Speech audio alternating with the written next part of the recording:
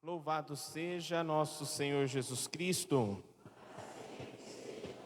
Então, meus queridos irmãos e irmãs, estamos aí seguindo esta nossa caminhada do tempo comum, já às portas da Quaresma, este tempo de penitência, tempo de busca pela conversão. E a liturgia da palavra de hoje e dos últimos domingos meio que nos prepara para refletirmos sobre a nossa vida, o modo como nós falamos, o modo como nós agimos, o modo como nós nos colocamos diante das dificuldades da vida, e vai nos preparando para refletir sobre tudo isso e buscar principalmente a conversão. Então, se nós formos lembrar, Jesus, lá no domingo retrasado, ele inaugurava o seu discurso, o seu sermão, falando sobre as bem-aventuranças. Ser bem-aventurado é ser feliz, em primeiro lugar. E ele nos lembrava então que a felicidade não está em ter tudo, bens materiais, poder, prestígio, tranquilidade, a recompensa e a confiança já naquilo que nós podemos ver, aquilo que é passageiro, mas a verdadeira felicidade consiste em, mesmo chorando, mesmo sofrendo, mesmo tendo as perseguições, confiar em Deus, se confiar a Deus, porque na perseverança virá a nossa recompensa e virá de Deus. Depois, domingo passado, Jesus nos convidava a sermos misericordiosos como o Pai é misericordioso. Então é não pagar o mal com o mal, é saber oferecer a outra face, é saber dar o manto e a túnica, é saber dar uma resposta diferenciada. Aquilo que a nossa capacidade humana puramente não consegue fazer. Mas para sermos de fato bem-aventurados, para sermos misericordiosos como o Pai, nós precisamos parar, olhar para nós mesmos e pedir a Deus que purifique o nosso olhar e o nosso falar. E é isso que a liturgia de hoje nos convida a fazer. Na primeira leitura, o livro do Eclesiástico fala que uma pessoa é conhecida a partir daquilo que fala. Logicamente, nós sabemos que é preciso que haja harmonia entre aquilo que nós falamos e aquilo que nós fazemos, aquilo que nós falamos e aquilo que nós somos. Mas como diz Jesus no Evangelho, a boca fala do que o coração está cheio. Muitas vezes nós falamos muito, mas nem sempre nós prestamos atenção nas nossas palavras. E como dizemos, não é? A palavra tem força, a nossa palavra tem força. Quantas coisas nós conseguimos fazer somente com o nosso falar?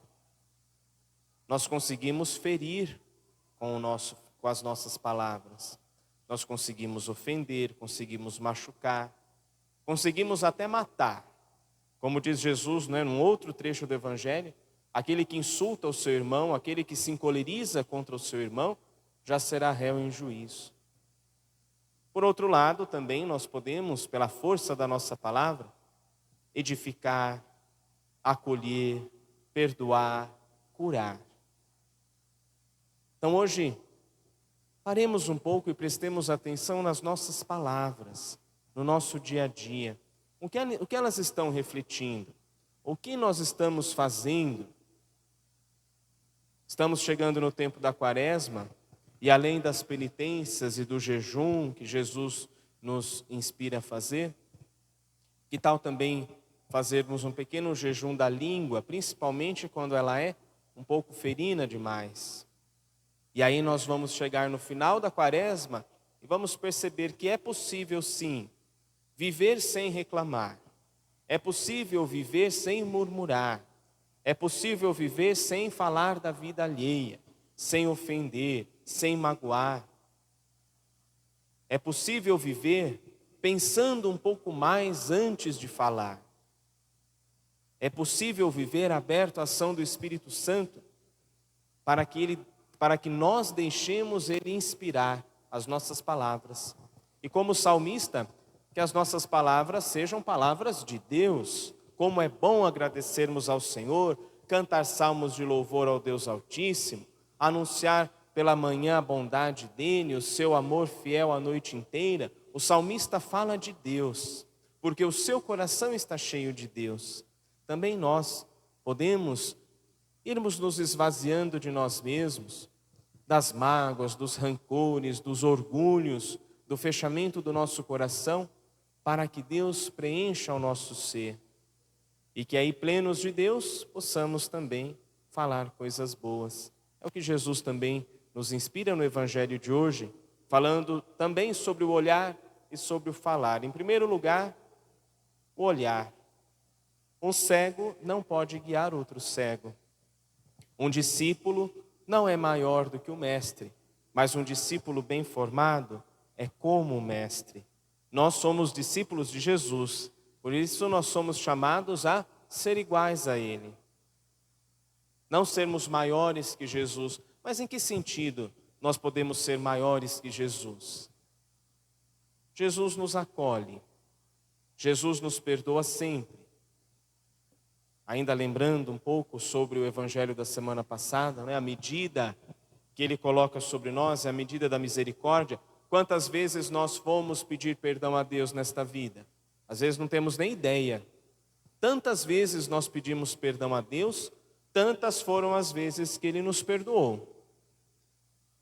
Jesus é assim, sempre perdoa, sempre acolhe, nos olha com misericórdia.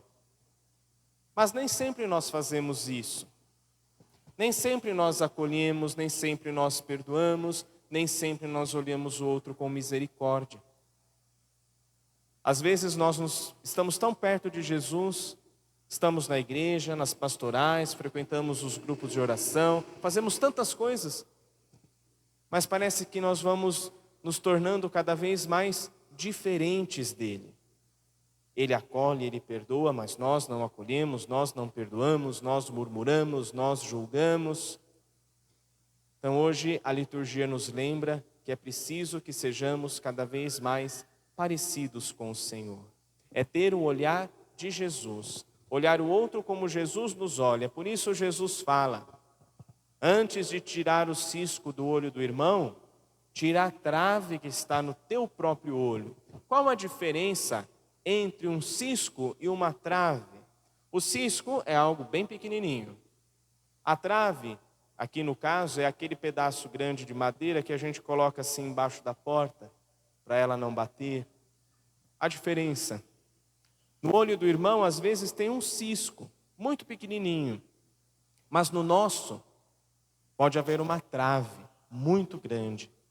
E às vezes nós olhamos aquele cisco pequenininho no olho do irmão, apontamos, julgamos, falamos, mas nos esquecemos que no nosso há uma trave. Ou seja, às vezes nós julgamos o defeito do outro, mas não olhamos os nossos, e às vezes os nossos podem ser muito maiores.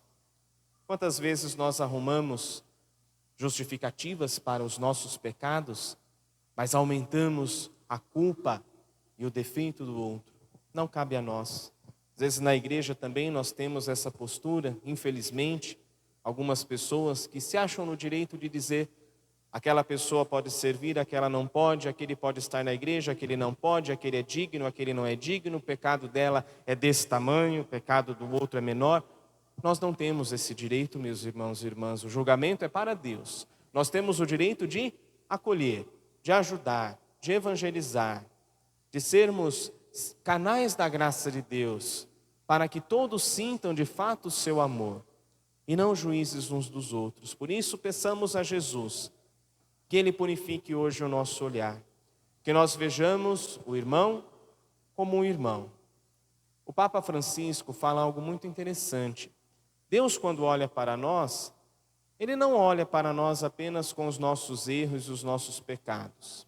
Ele não olha para nós e vê assim, pecado. Ele olha para nós e nos vê como filhos. Filhos que são pecadores, filhos que cometem erros, mas em primeiro lugar filhos. Por isso Ele nos olha com amor. Também nós podemos olhar o outro, em primeiro lugar, como um irmão. Um irmão que às vezes erra, como eu erro, como cada um de nós, mas um irmão que precisa ser acolhido e precisa ser ajudado, assim como eu, preciso ser acolhido, preciso ser ajudado. Então Jesus purifique o nosso olhar. Como aquela historinha que todo mundo já sabe, né? A mulher criticava os lençóis da vizinha, ela lavava e pendurava e estava sempre sujo. E ela dizia que os lençóis da vizinha eram sempre sujos, que ela não limpava direito. Depois passou um tempo, ela viu que o que estava sujo não eram os lençóis da vizinha, mas era a sua própria janela, o seu próprio vidro. Então também é preciso que olhemos para nós e tiremos as traves do nosso olho, do nosso coração, e também peçamos a Jesus que purifique a nossa fala. A boca fala do que o coração está cheio. Quantas vezes nós, católicos, murmuramos, reclamamos, duvidamos, vemos as coisas negativas da vida, e às vezes o nosso coração está cheio dessas coisas. Então peçamos mais uma vez a Deus a graça do esvaziamento.